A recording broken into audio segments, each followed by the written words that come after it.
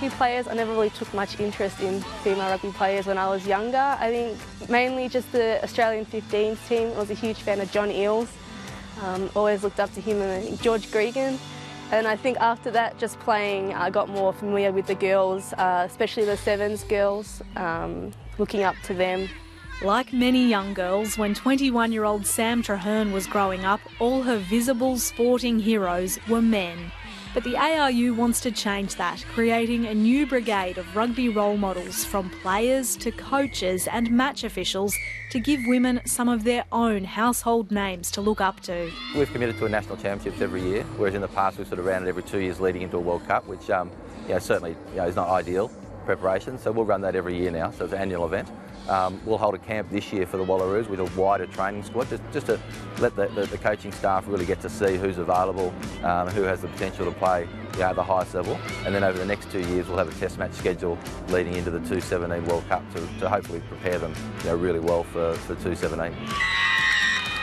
Even the sport itself is growing so much already. I think there's a lot more exposure to women's sport now than what there was back when I was younger, so I think it's a lot easier for girls to have their role models now and just look up to them, know what they want.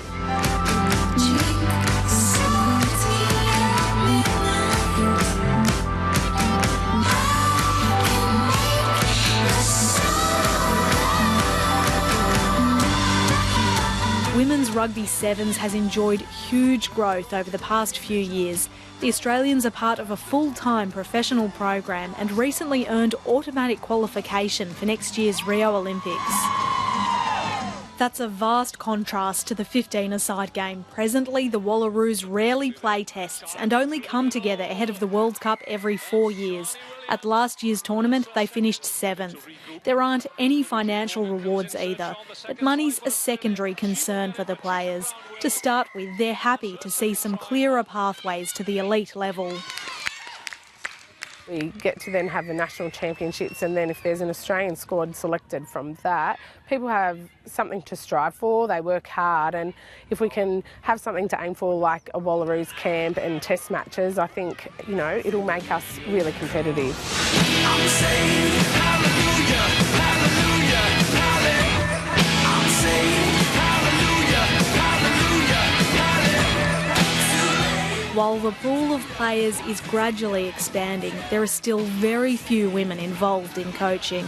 Off the back of this program, these national championships, we're going to invite 3 female coaches into our national camp up on the Gold Coast in late August, and they'll work with our national coaching staff. And they'll actually physically coach, and then we'll also provide them with some development opportunities during that week and beyond, so that we can create a pathway for female coaches to hopefully one day be involved at all levels, including the national team level. Which is an opportunity which I know I'm personally very excited about, but I think a lot of other people are. Because coaching, like anything, is sometimes quite isolating, because you're doing it in your way, in your little area, your little pond. But once you get out into the bigger community, you can see different ways to do it, and different skills that you can take on board, and different ways you can motivate those individuals. Perhaps the most successful part of the ARU's female trinity has been match officials. A 6-member national female referee panel has been introduced, which includes the world's best Amy Perrott and up-and-comers like China Howlett. So we meet every year with the males on the national panel and go through, clips and what we're going to do for the season. So it's really good having access to, Super Rugby, World Cup referees. And then going to championships like this one, it's really good, and having access to senior level coaches and things like that. It's not a separate preparation, it's the same preparation, because there's an expectation that whilst women play the game slightly differently and women referees referee the game slightly differently, it's good to have them prepared in the same way. We've come from a situation where there were a small number of very good women referees but who were supplemented by men referees.